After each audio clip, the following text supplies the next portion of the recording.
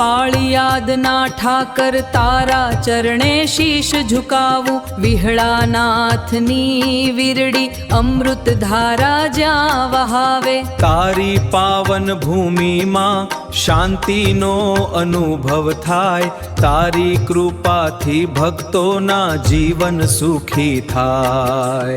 जय हो पाळियादना।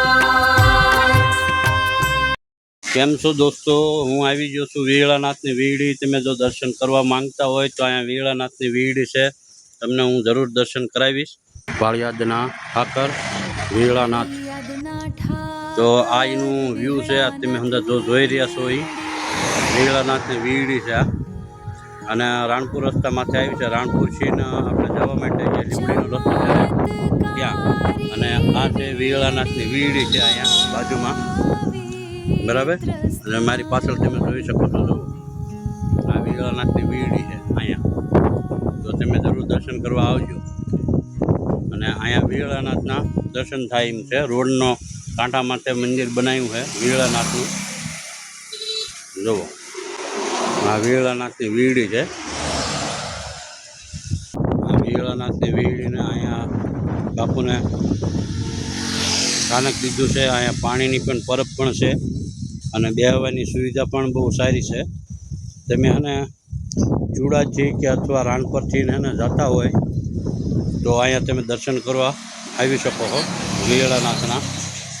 જો વિહળાનાથના અહીંયા બે ઘોડા પણ છે, નજીકથી જોઈ શકો છો। અને આવવા જવાનું વાહનનું તો રસ્તો છે જ તે અહીંયા। મંદિર બહુ સારું બનાવ્યું છે અહીંયા, અને અહીંયા આપણે વિહળાનાથની વીડી છે, તો તમે જેને પણ દર્શન કરવા હોય એ દર્શન કરવા આવી શકે છે। જુઓ અને આ હંધી અહીંની સામેની ઊંધું નજારો છે। અત્યારે થોડો ચોમાસાનો ટાઈમ છે, હજુ વાવણા થઈ રહ્યા છે, તો તમે હંધા આ વિડીયોને તમને પસંદ આવે તો જરૂર વિહળાનાથ માટે એક લાઈક જરૂર કરજો। તો બોલો વિહળાનાથની જય। આપણે આવા જ તે બ્લોગમાં વિહળાનાથના દર્શન કર્યા, તો હવે બીજા આપણે દર્શન કરશું, કોઈ બીજા ઠેકાણે મંદિરમાં આપણે ક્યાંક જઈશું તો જરૂર આપણે બ્લોગમાં મળશું। જય હિન્દ, જય ભારત। વિહળાનાથના દર્શન કર્યા